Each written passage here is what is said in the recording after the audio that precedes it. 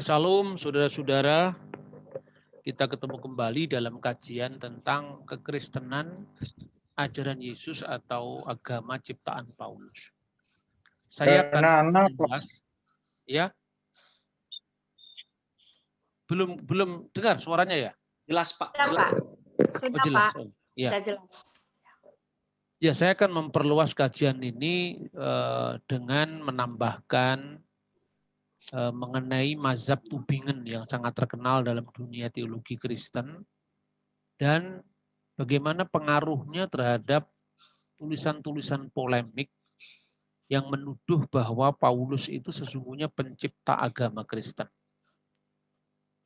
Itu yang akan kita pelajari saat ini dan tentu kita akan melihat beberapa sumber baik itu dalam posisi Kristen sendiri maupun sebetulnya banyak teman-teman polemik yang menggunakan Islam untuk dipertentangkan dengan iman Kristen. Nah, pendekatan kita tidak seperti itu. Kita menghormati setiap pandangan teologis agama-agama dan kita tidak bisa mengukur agama kita dari ukuran agama lain dan sebaliknya. Nah, saudara-saudara, biasanya ayat-ayat yang sering dijadikan bahan kaum polemikus untuk mempertentangkan antara ajaran Kristen yang disampaikan Paulus menurut teori mereka dan sabda Tuhan Yesus dalam keempat Injil. Misalnya, Matius pasal 5 ayat 17, Yesus bersabda, "Janganlah kamu menyangka bahwa aku datang untuk meniadakan hukum Taurat dan kitab para nabi. Aku datang bukan untuk meniadakannya, melainkan untuk menggenapinya." Tapi bagaimana dengan Efesus pasal 2 ayat 15? Sebab dengan matinya sebagai manusia, ia telah membatalkan hukum Taurat dengan segala perintah dan ketentuannya untuk menciptakan keduanya menjadi satu manusia baru dalam dirinya dan dengan itu mengadakan damai sejahtera. Nah, coba lihat. Ayat ini kan bertentangan. Yesus mengatakan bahwa tidak meniadakan hukum Taurat dan kitab para nabi. Tapi Paulus mengatakan telah membatalkan hukum Taurat dengan segala perintah dan ketentuannya. Nah, sebetulnya yang dikatakan oleh Paulus, hukum Taurat dengan segala perintah dan ketentuannya ini sebetulnya bukan hukum abadi dalam Taurat, tetapi sebetulnya lebih menunjuk kepada Taurat yang dipahami oleh para rabi Yahudi, karena di dalam pemahaman Yahudi itu sebetulnya ada Torah lisan dan Torah tertulis. Taurat tertulis itu terdiri dari kitab Sefer Bereshit, kitab Kejadian, Sefer Elisimot, kitab Keluaran, Wayikra, Bamidbar, sampai yang terakhir Sefer Hadivarim atau kitab Ulangan. Sementara disebut Torah Sebiktov, itu Torah tertulis. Lalu ada Torah Sebealpe, Torah lisan. Dan itulah yang sebetulnya selalu mengalami semacam penambahan-penambahan yang intinya itu lebih daripada apa yang diberikan Musa sendiri. Dan itulah yang dikatakan Paulus segala perintah dan ketentuannya. Jadi segala yang sudah digenapi dalam Yesus tentu saja simbol-simbol itu tidak berlaku. Misalnya sekarang, ketika seorang menyambut kedatangannya Presiden Republik Indonesia, di jalan-jalan dipasang spanduk "Selamat datang Bapak Presiden", "Selamat datang Bapak Presiden". Tapi begitu presidennya datang, tentu kita tidak melihat gambarnya lagi, tentu kita tidak melihat spanduknya lagi, tapi kita langsung salaman dengan orangnya, bahkan berebut dekat dengan beliau. Nah, seperti itu. Sebetulnya yang dibatalkan itu bukan hakikat hukum Taurat yang sebenarnya, tetapi simbol-simbol yang sudah digenapi. Dan juga Taurat lisan yang merupakan penafsiran dari para rabi yang lebih dikenal dengan Talmud.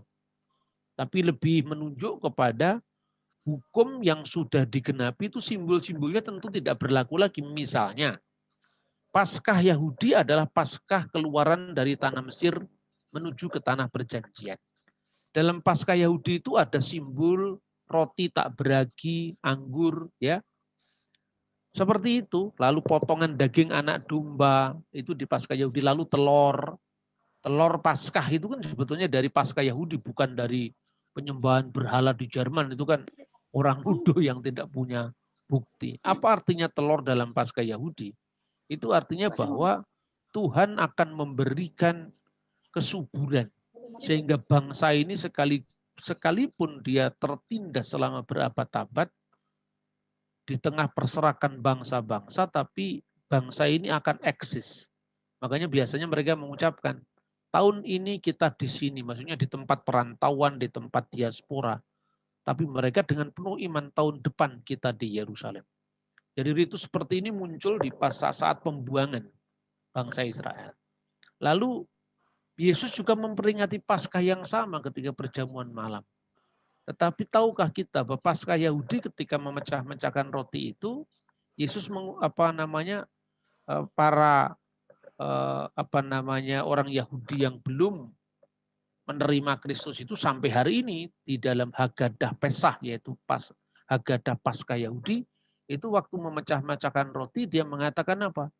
Dalam bahasa Aramaik, halahama anea diakalu afaktana bi'ar'a Misraim. Ungkapan bahasa Aram ini artinya inilah roti sengsara yang dimakan oleh nenek moyang kita di tanah Mesir. Nah tentu yang seperti itu tidak ada dalam Kristen. Karena waktu Yesus mengangkat dan mecah-mecahkan roti, dia mengatakan inilah tubuhku yang dipecah-pecahkan. Anggur juga begitu. Dia tidak mengatakan itu anggur sengsara yang diminum nenek moyang kita di Mesir. Tetapi dia mengatakan inilah darahku. Karena darah itu mengesahkan perjanjian, maka itu penggenapan dari nubuat Nabi Yeremia pasal 31 ayat 31 sampai 33. Bahwa Tuhan akan mengadakan perjanjian baru antara Tuhan dengan umatnya, yaitu Yehuda dan Israel. Itulah maknanya. Jadi bukan hukum Taurat yang abadi yang dihapuskan, tetapi simbol-simbol yang sudah digenapi itu tentu tidak relevan lagi. Bukan berarti dibatalkan seluruhnya, tidak. Nah kemudian ungkapan yang dikatakan Yesus, karena aku berkata kepadamu sesungguhnya selama belum lenyap langit dan bumi ini, satu iota pun tidak akan dibatalkan sebelum semuanya itu adalah terjadi. Apa artinya iota? Iota itu huruf terkecil, yod, huruf terkecil dalam huruf Ibrani. Jadi seperti koma terbalik itu huruf yod. Artinya satu titik pun tidak akan dibatalkan, bahkan selama belum lenyap langit dan bumi ini. Tapi ini kan bentuk negasi dan konfirmasi. Dinegasikan sampai langit dan bumi ini runtuh. Tidak akan ditiadakan. Sebelum, jadi kecuali semuanya sudah terjadi. Kalau sudah terjadi, hal-hal yang sifatnya itu ritualistik, hal-hal yang sifatnya itu simbolis itu tidak berlaku lagi. Nah itu juga dikatakan oleh Rasul Paulus misalnya. Jika demikian apakah kami membatalkan hukum Taurat karena iman? Sama sekali tidak. Sebaiknya meneguhkannya. Sebab ya Paulus mengatakan meneguhkannya itu artinya apa? Segala yang dilakukan Yesus yang sudah digenapi tadi, maka Kristus adalah kegenapan hukum Taurat. Sehingga kebenaran diperoleh tiap-tiap orang yang percaya. Jadi artinya Kristus itu kegenapan. Yesus mengatakan sebelum semuanya terjadi. Melainkan untuk menggenapinya. Di mana pertentangannya? Kan nggak bertentangan, jadi nggak bisa kita itu hanya otak-atik ayat, cocokologi. Ya seperti yang dilakukan oleh banyak polemikus ya.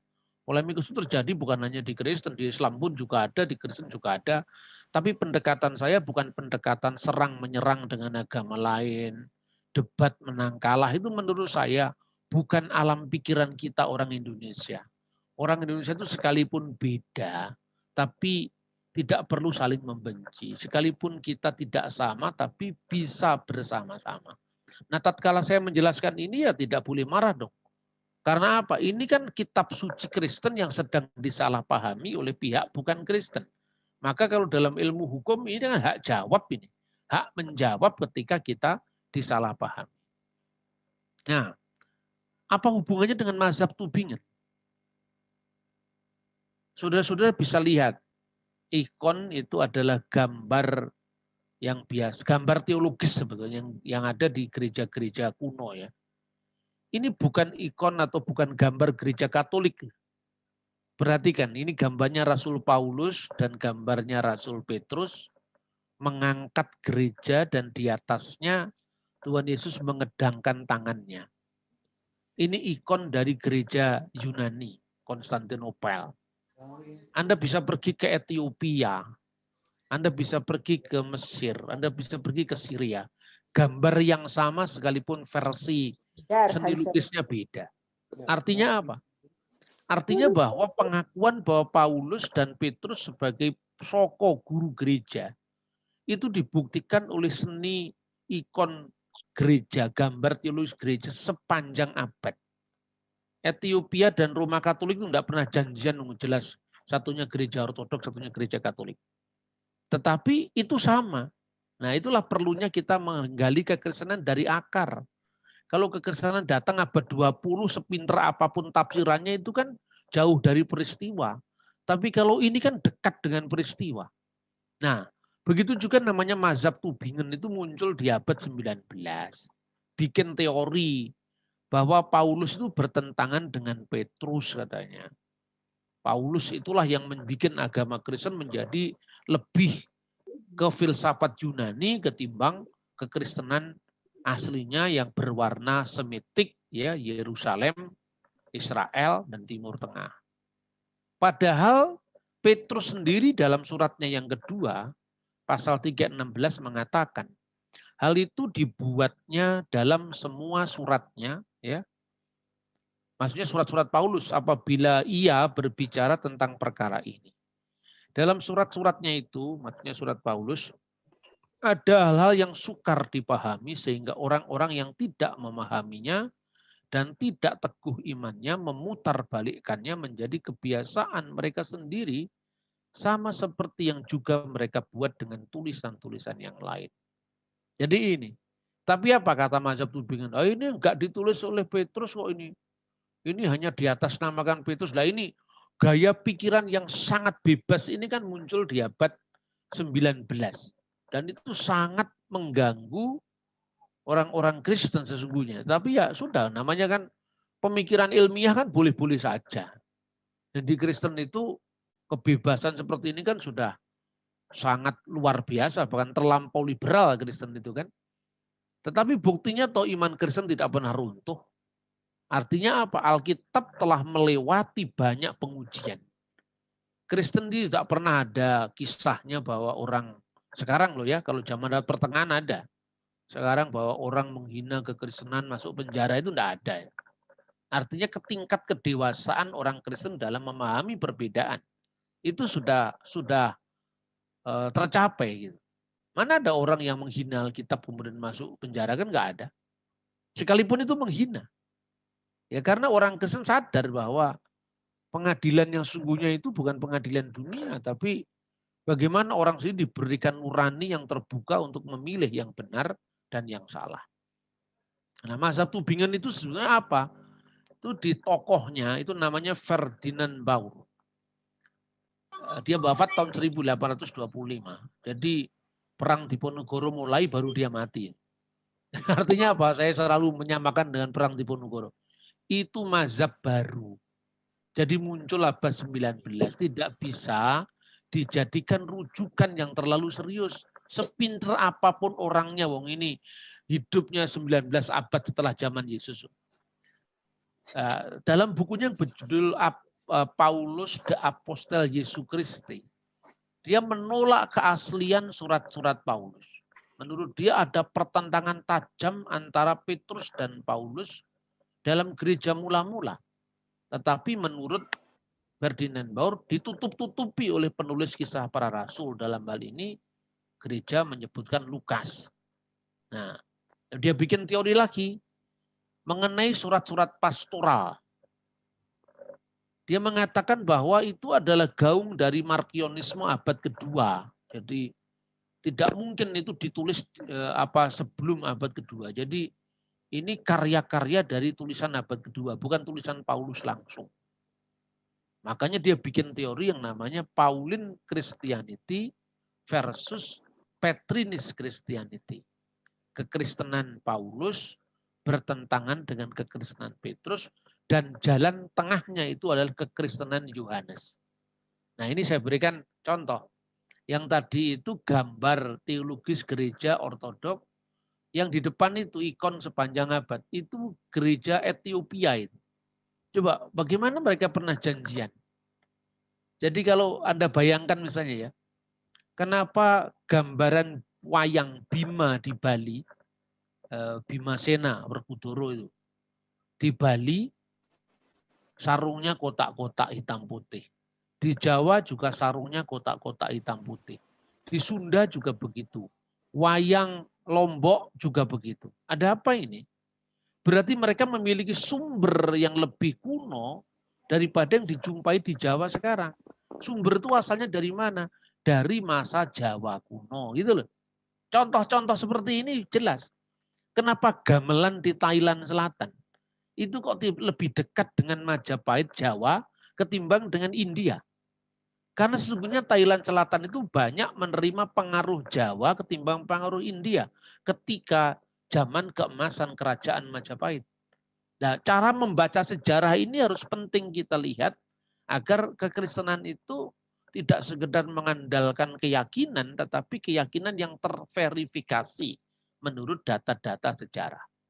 Nah, kita kan lihat behind the Tübingen School itu apa? Di balik semua sehingga muncul mazhab yang menurut saya pernah membuat shock banyak orang Kristen.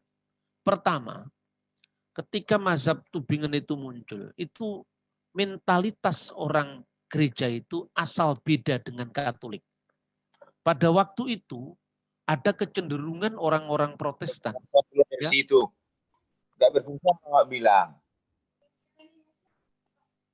Ada kecenderungan dari mama berapa, bukan dari mama semua. Saya minta yang lain tolong di mute ya. Makasih. Ya, saya teruskan. Pada waktu itu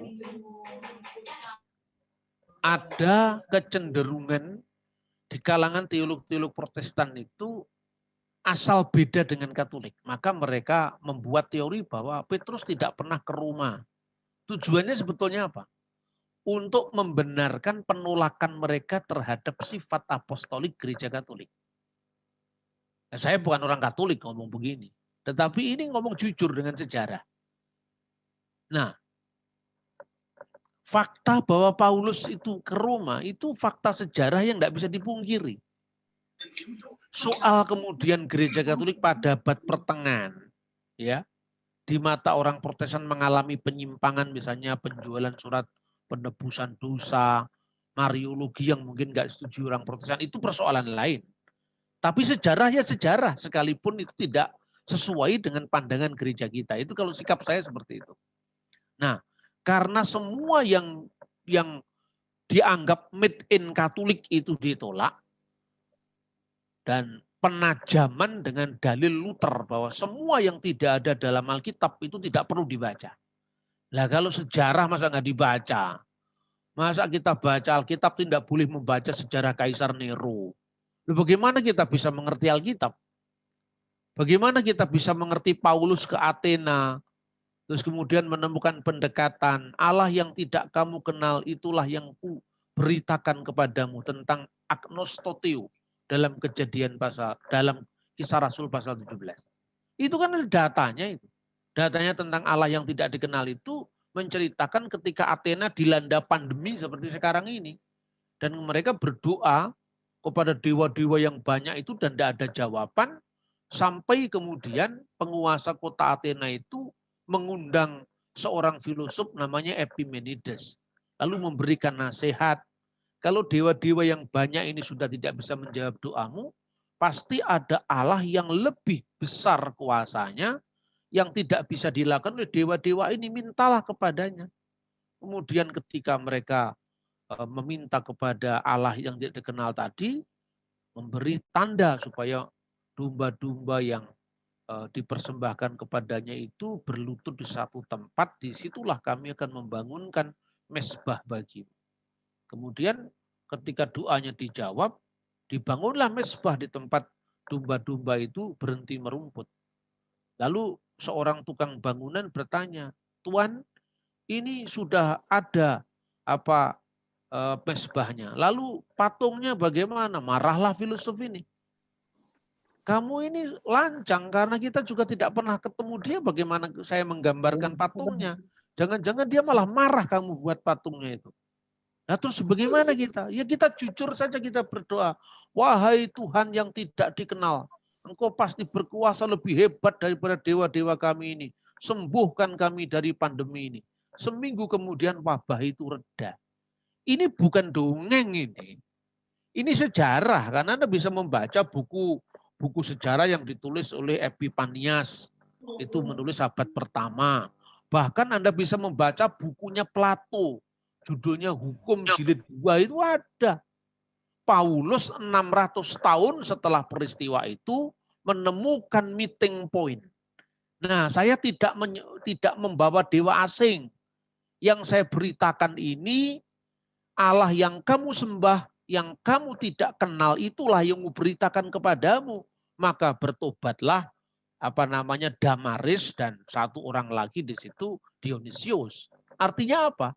Artinya bahwa bukan berarti Alkitab itu firman Allah kemudian sejarah kita tolak mentah-mentah, bukan begitu kan?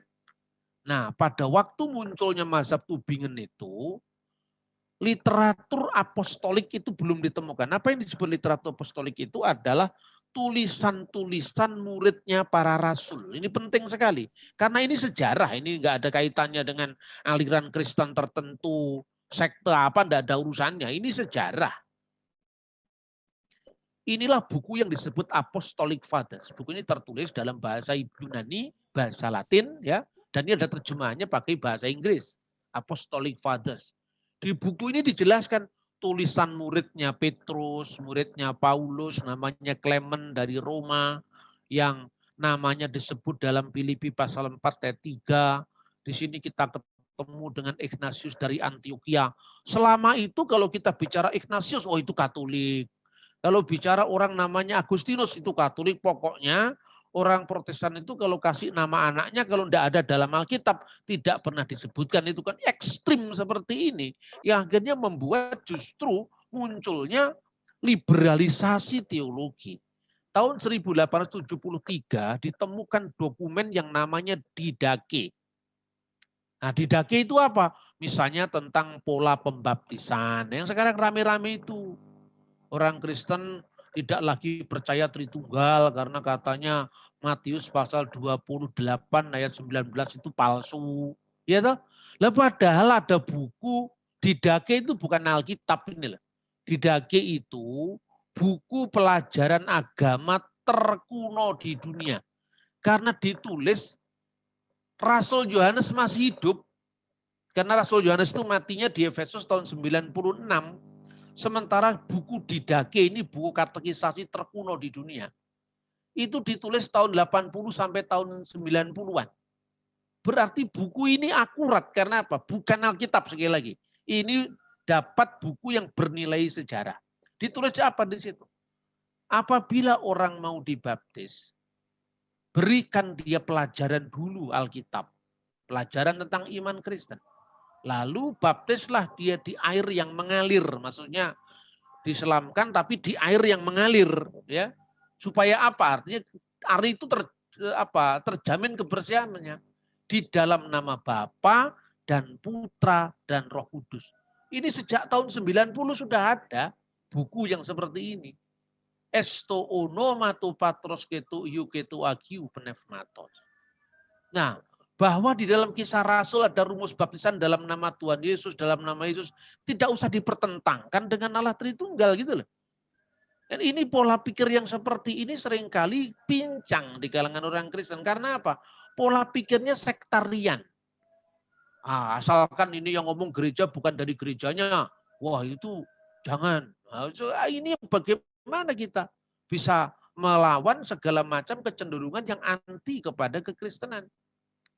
Mestinya setelah tahun 1873 itu mazhab Tubingen kehilangan landasan historis. Karena segala yang dibangun dengan mempertentangkan Paulus dengan Petrus itu sudah batal. Kenapa batal? Karena muridnya Petrus dan muridnya Paulus sendiri tidak pernah bilang kalau gurunya pernah bertentangan. Misalnya ini ya, fragmen Papias itu menceritakan tentang hubungan-hubungan murid-muridnya Rasul ketika para Rasul masih hidup. Papias itu siapa? Papias itu wafat tahun 130. Dia adalah muridnya Yohanes. Ini saya tulis dalam bahasa Yunani-nya ini supaya Anda tidak menuduh saya yang ngarang ini. Sumbernya jelas ya.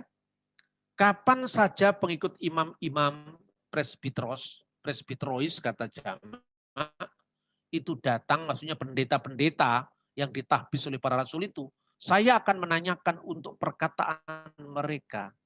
Apa yang dikatakan Andreas atau Petrus atau Filipus atau Thomas atau Yakobus atau Yohanes atau Matius atau salah seorang dari murid-murid Yesus.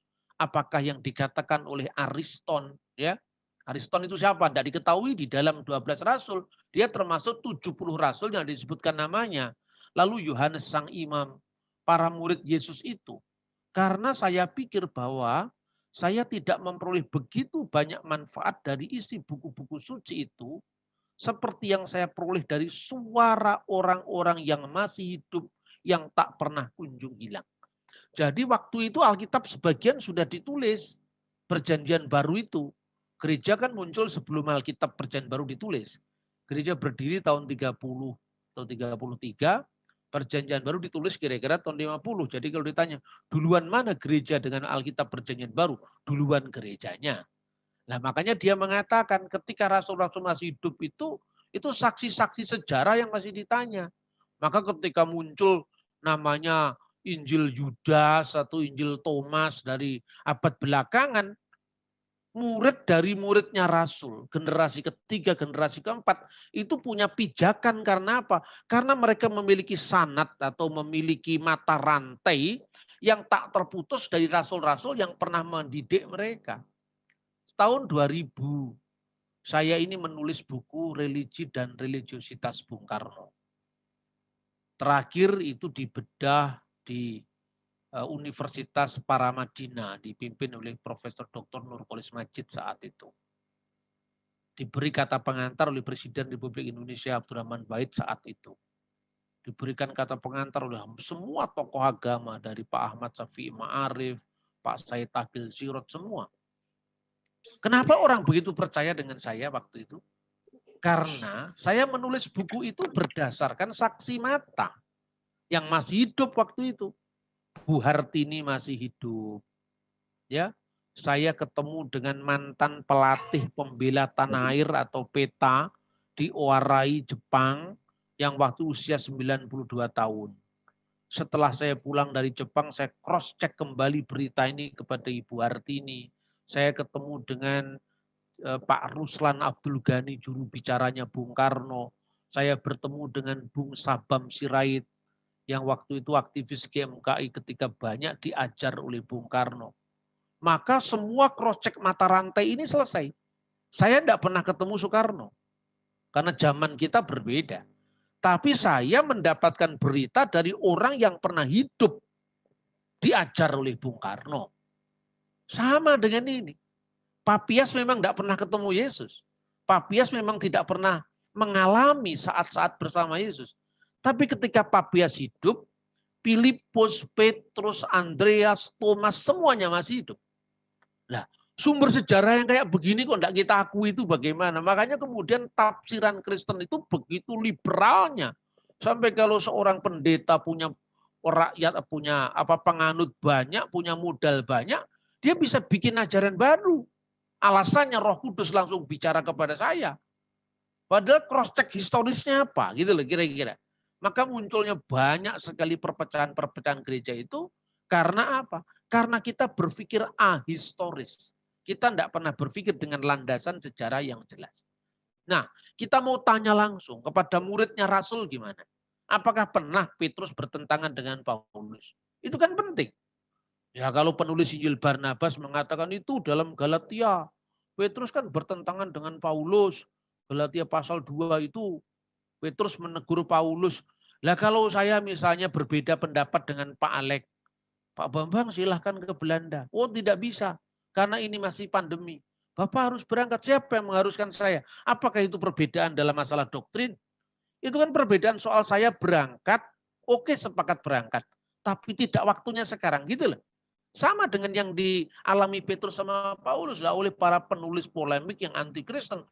Itu dibenturkan seolah-olah Paulus bertentangan dengan Petrus. Muncullah buku di abad 16 namanya Injil Barnabas.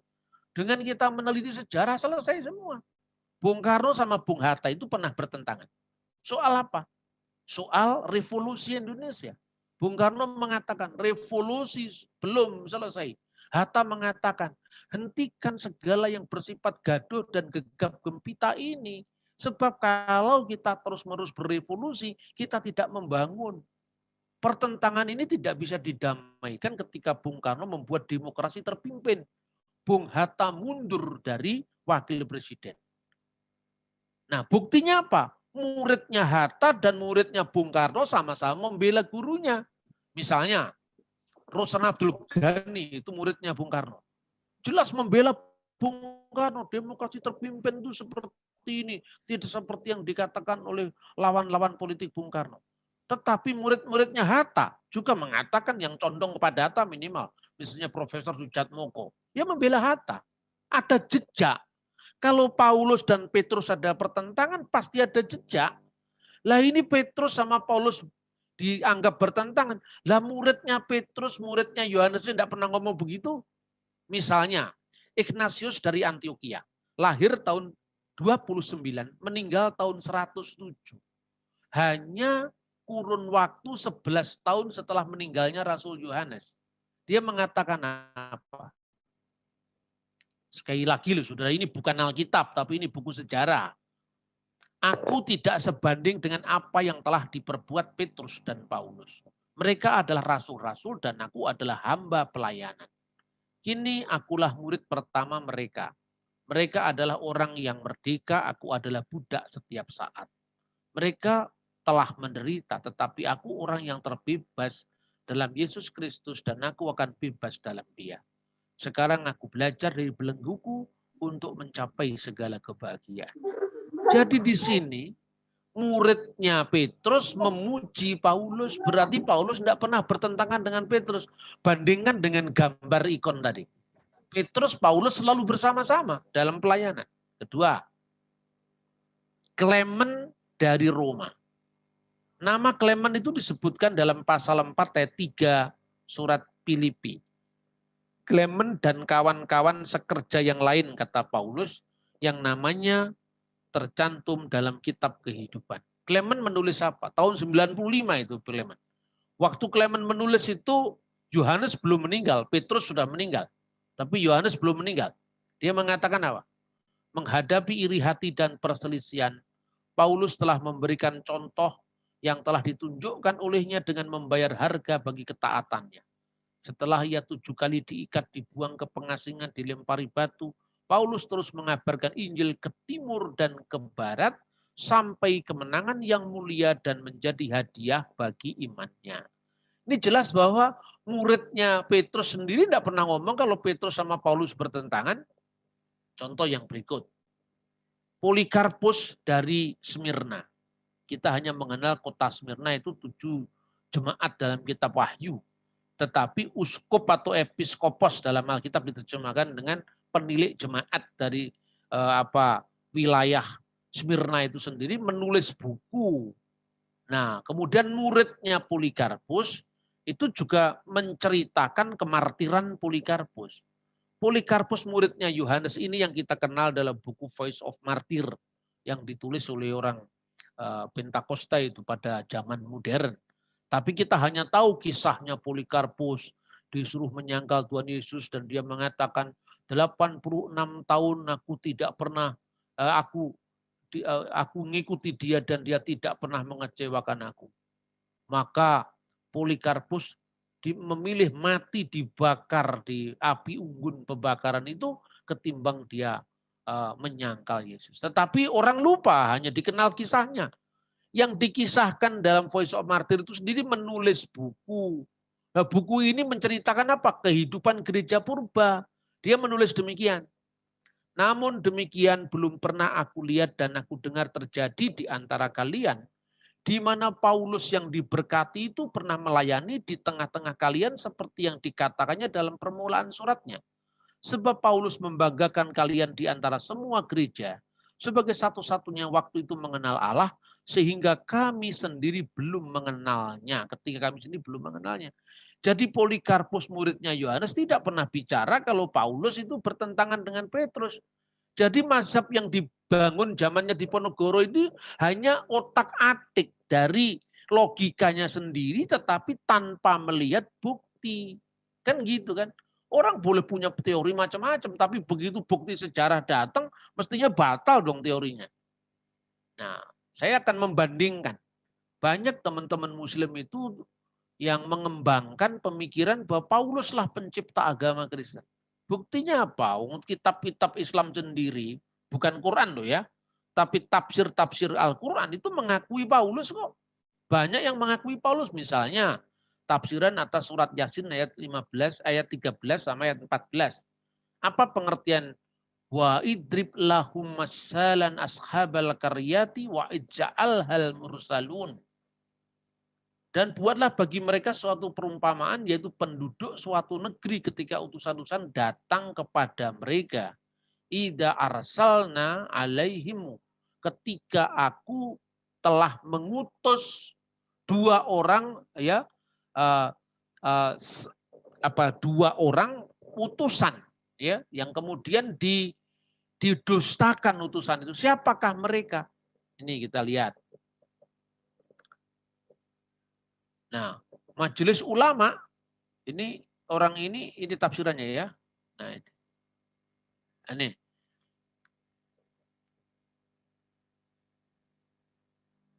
Salah satu namanya itu adalah Simon, Yohanes, dan Paulus.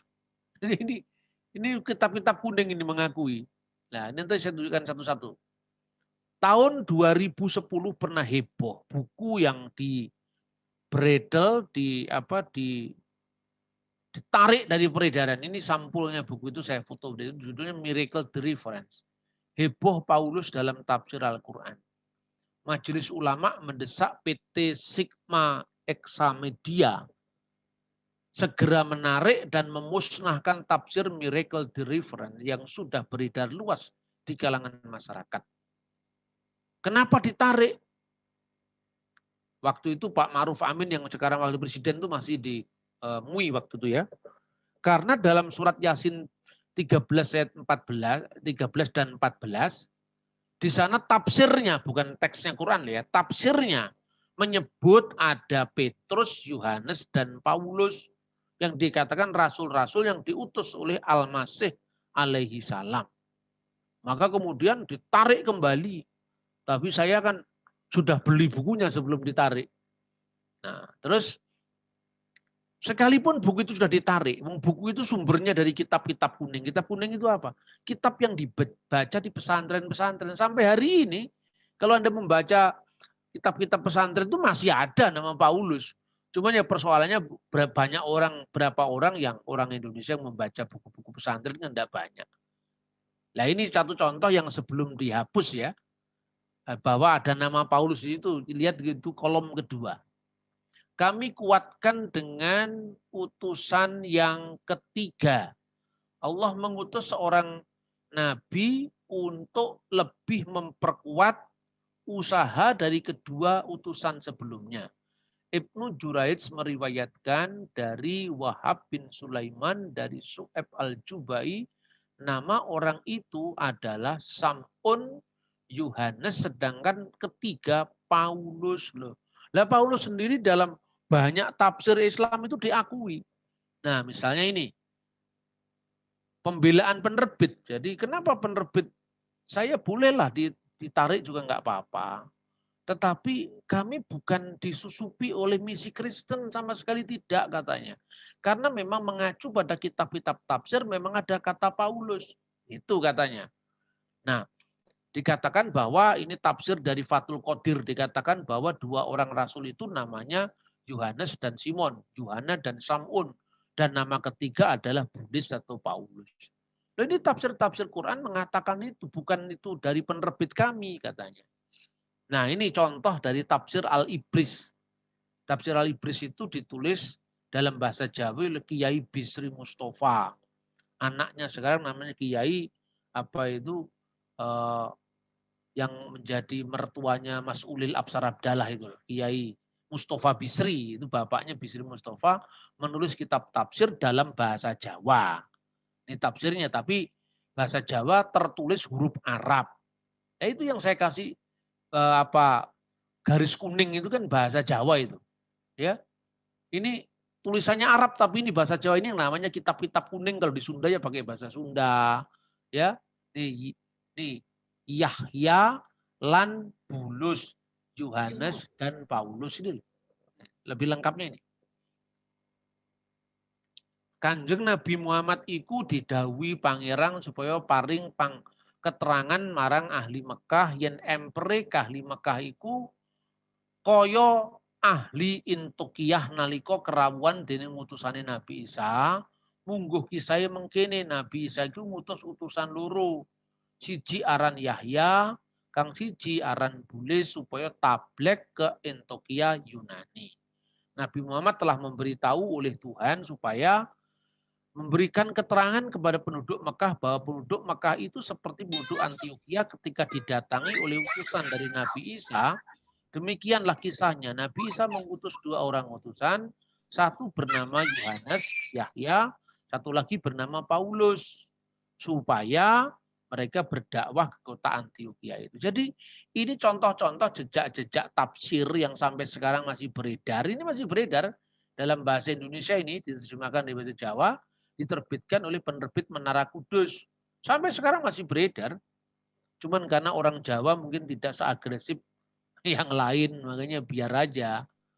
Nah, kemudian ini kitab Misbahul Munir, rujukan langsung dari Miracle Deliverance. Sekalipun sudah dihapus dalam bahasa Indonesia, tapi teks Arabnya masih ada, itu yang saya stabilo kuning itu. Kana ismu rasulain al-awaliyin, ya konon nama dari dua orang rasul yang mula-mula itu, Sam'un wa Yuhana, Simon dan Yohanes, wa ismu tsalits Bulus, dan nama yang ketiga adalah Paulus. Di sini ada Paulus. Ya memang ada tafsir lain yang tidak menyangkut nama Paulus, tapi artinya bahwa mula-mula dulu masa klasik umat Islam tidak bertentangan dengan Paulus. Kenapa kok sekarang jadi anti Paulus? Kemungkinan itu gaung dari mazhab tudingan juga bisa. Mazhab tudingan di kalangan Kristen tadi. Nah, Ibnu Katsir misalnya, dia menyebut 3 utusan ke Antioquia itu.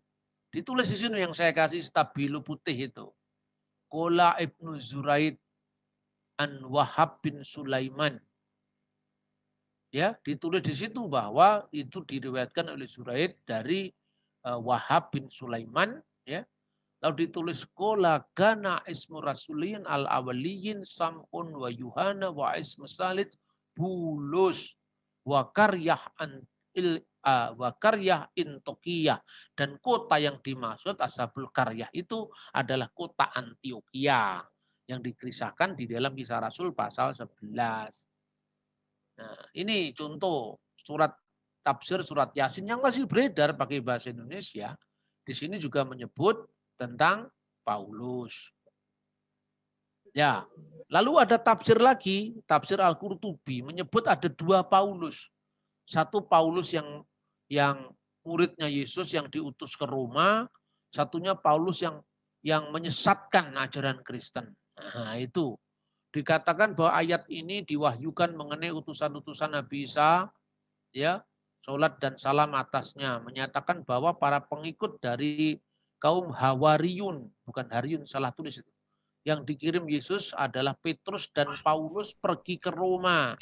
Andreas dan Matius pergi ke tanah orang kanibal. Thomas pergi ke Babel dan wilayah timur. Filipus pergi ke Afrika. Yohanes pergi Daksos adalah suku dari orang-orang tertidur di gua. Yakub pergi ke Yerusalem, Bartolomeus pergi ke tanah Arab, terutama Al-Hijjaj, Simon pergi ke tanah orang-orang barbar, Yudas dan Bartas pergi ke Alexandria dan sekitarnya. Ini Paulus yang tidak memalsu ajaran Yesus, tapi yang pemalsu ajaran Yesus itu yang sekarang kami tolak. Tapi tafsir ini ditulis tahun berapa? 1273. Tafsir ini juga ketika muncul perang salib itu antara Kristen sama Muslim sudah sangat kuat berseteru. Jadi kadang-kadang politik itu mempengaruhi sikap keagamaan kita juga. Kemudian Paulus yang ketiga muridnya pemalsu ajaran Yesus. Ini Paulus yang dianggap memalsu ajaran Yesus. Coba kita lihat sekarang sejarahnya ya. Pertama-tama dalam buku ini tertulis bahwa kaum Nasrani berada dalam agama Islam selama 81 tahun setelah Nabi Isa diangkat. Mereka sholat menghadap kiblat, berpuasa di bulan Ramadan, sampai terjadi peperangan dengan orang Yahudi. Ada seorang laki-laki pemberani dalam pasukan Yahudi yang bernama Paulus, yang telah membunuh banyak pengikut Isa. Paulus pura-pura menampakkan penyesalan dan menaburkan debu tanah ke atas kepala dan berkata, "Aku Paulus musuh kalian. Aku mendengar suara dari surga bahwa tidak ada pertobatan bagimu kecuali jika kamu masuk ke dalam Nasrani." Kaum Nasrani percaya kepadanya dan mencintainya, lalu mengembara ke Baitul Maqdis, dan di sana ia meninggalkan seorang laki-laki bernama Nestorius. Diajarkannya Isa adalah Allah. Lalu pergi ke Roma mengajarkan lahud keilahian dan nasut kemanusiaan. Dan berkata, Isa bukan manusia dan bukan berupa tubuh, tetapi dia adalah Allah, mengajarkan itu kepada Yakub. Lalu Paulus memanggil laki-laki ketiga bernama Malik dan berkata, sesungguhnya Allah sejati adalah Yesus dan tidak akan berubah. Nah sekarang boleh-boleh saja orang punya teori seperti ini.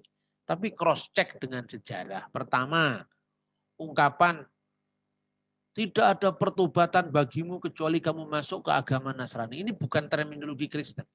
Di Alkitab tidak pernah. Kamu masuk Kristen kemudian kamu selamat, nggak pernah ada. Yang ada kamu percaya Yesus. Kamu lahir baru dalam Dia, kamu selamat. Nggak pernah agama Kristen jadi tema. Yang jadi tema agama itu Islam. Misalnya inna dinna indallahil Islam, agama di insya Allah itu adalah agama Islam. Itu dalam ungkapan hadis al-Islam ya'lu wa la yu'la ilaihi. Islam itu tinggi dan tidak ada yang lebih tinggi daripada Islam. Itu cara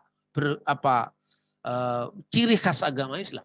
Jadi yang menjadi tema itu Islamnya, bukan nabinya.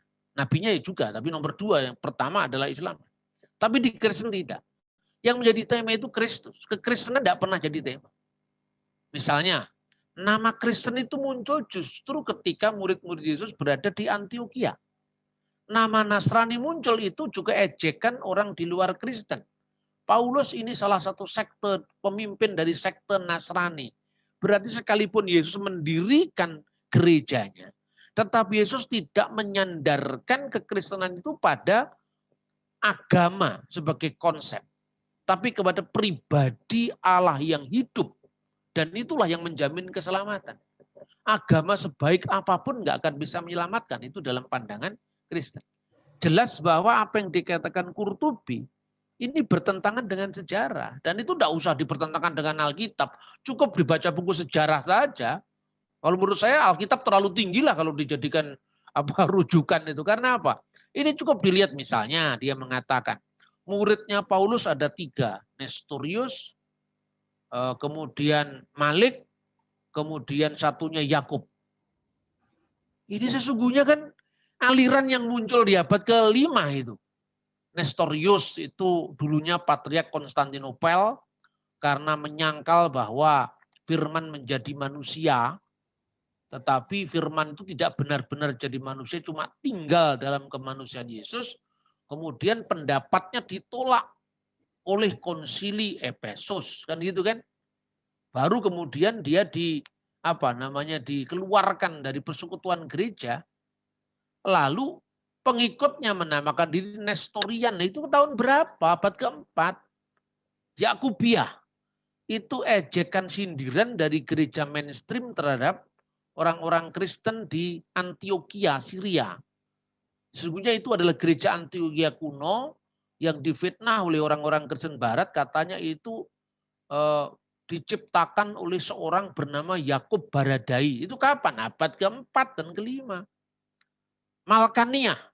Lah agama Kristen yang menindas orang Kristen di Syria dan Mesir tadi adalah gerejanya Melek. Melek itu bahasa Ibrani artinya Malik bahasa Arab. Gereja kerajaan. Maka alirannya disebut Malkaniyah. Itu enggak ada hubungannya dengan abad pertama muridnya Paulus. Itu abad kelima. Makanya saya bilang, enggak usah dicocokkan dengan Alkitab. Dicocokkan dengan sejarah aja enggak cocok itu. Gitu loh. Nah banyak orang beragama itu berpikir ahistoris. Misalnya, ini contohnya. 81 tahun dulunya pertama-tama murid Nabi Isa itu masih beragama Islam. Setelah 81 tahun diangkatnya Nabi Isa, baru ada ajaran Kristen.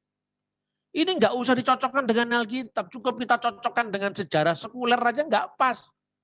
Yesus meninggal, disalibkan dan bangkit kembali, itu katakanlah tahun 30 atau 33. Kita hitung, 81 tahun setelah tahun itu tahun berapa? Apakah sebelum 81 tahun sebelum tahun setelah tahun 33 itu enggak ada istilah Kristen, enggak cocok dengan sejarah. Kristen sudah ada. Ini contohnya. Ya. Contohnya eksistensi Kristen. Teori 2 Paulus itu enggak bisa bertahan. Teori Paulus bisa diuji 81 tahun sejak mi'rajnya Isa, naik Isa ke surga. 33 plus 81 itu tahun 114 Masehi. Tidak ada bukti dokumen kuno di wilayah Israel dan Roma bahwa ada agama yang namanya Islam. Ini bukti sejarah, nggak usah bicara kitab suci. Bukti-bukti sejarah Yunani, Romawi, Yahudi yang bukan Alkitab. Semua meneguhkan tentang eksistensi kekristenan. Misalnya, ya.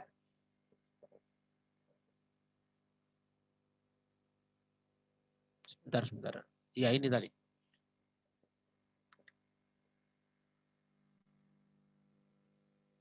Ya, bukti-bukti sejarah itu misalnya kata Nosrim atau Nasrani itu muncul dalam dokumen Yahudi Birkat Haminim tahun 90 Masehi. Jadi kalau 81 tahun sejak diangkatnya Nabi Isa kan berarti tahun 114. Nah tahun 90 Masehi orang Yahudi sudah mengadakan persidangan di Yamnia yang isinya kutukan terhadap orang Nosrim. Orang Nasrani dianggap orang sesat karena mereka dianggap apa?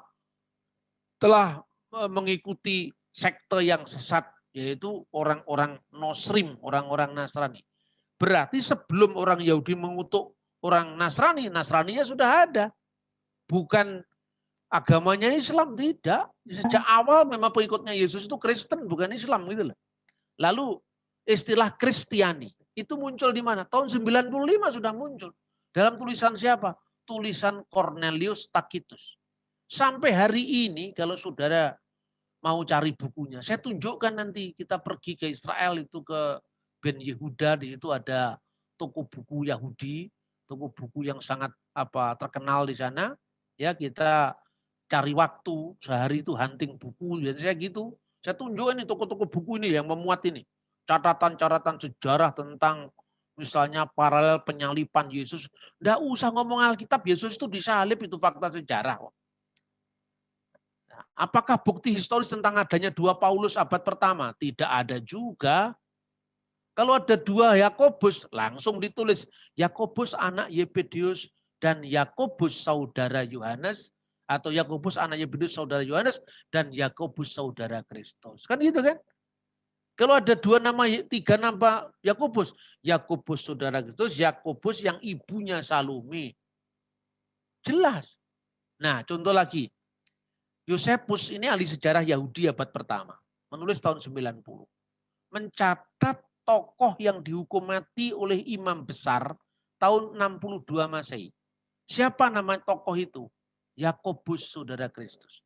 Tanpa membaca kitab suci pun kita tahu bahwa Yakobus saudara Kristus itu dihukum mati zamannya Yosepus menulis buku itu tahun 90, itu menyaksikan tahun 62 dia meninggal, kira-kira 28 tahun kemudian dia mencatat sejarahnya. Dia tulis apa?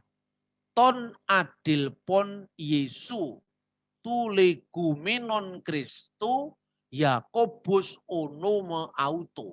Saudara Yesus yang disebut Kristus yang namanya Yakobus. Ini bukan Alkitab, ini catatan sejarah. Gitu loh. Kalau kita hanya orang menurut Alkitab diilhamkan Roh Kudus, ya itu pasti, itu kan orang gereja yang ngomong begitu. Kalau sekedar kita ngomong Alkitab, iya itu kan sama-sama Kristennya. Tapi orang di luar Kristen kan ya nggak mau menerima kita. Sama orang Islam, ini wahyu terakhir. Ya bagi yang percaya itu wahyu yang terakhir kan, bukan orang Islam semua. Kristen yang terakhir ya Yesus lah. Buddha yang terakhir ya agama Buddha gitu loh. Jadi sejarah itu bisa mendampingi kitab suci, bukan berarti kitab suci kalau tidak ada sejarah kemudian nggak perlu, bukan. Tetapi kan orang bersaksi itu kan tidak semuanya sama dengan kita. Jadi kita harus meyakinkan kepada mereka, sudahlah Yesus itu nggak disalib. Kamu ngomong 1000 kali Yesus nggak disalib tanpa baca Alkitab pun. Catatan sejarah menyebut Yesus disalib. Tapi Yesus disalib untuk apa? Lah itu lain. Kalau itu soal iman. Orang Kristen percaya Yesus disalib untuk menebus dosa. Tapi bagi orang Yahudi, catatan Talmud Traktat Sanhedrin 43a, Yesus disalib mengajarkan sihir. Gitu? Misalnya lagi catatan Romawi, tahayul yang merusak. Itu loh. Catatan Romawi yang lain untuk menghentikan desas-desus Nero membakar kota, maka Kristen dikorbankan. Dan seperti itu banyak tercatat dalam buku sejarah. Nah, saya katakan tadi Nestorius, Yakub, dan Malik itu bukan murid Paulus, tetapi itu hidup abad keempat, tadi sudah saya jelaskan, abad keempat dan abad kelima. Kalau Yakub Baradai itu abad kelima. Nah, teori dua Paulus, kalau benar ada Paulus yang berhasil memasukkan ajaran asli Yesus, dan menenggelamkan nama Paulus yang asli, pendakwah tauhid dari Antioquia, mana jejak sejarahnya? Kan gitu kan?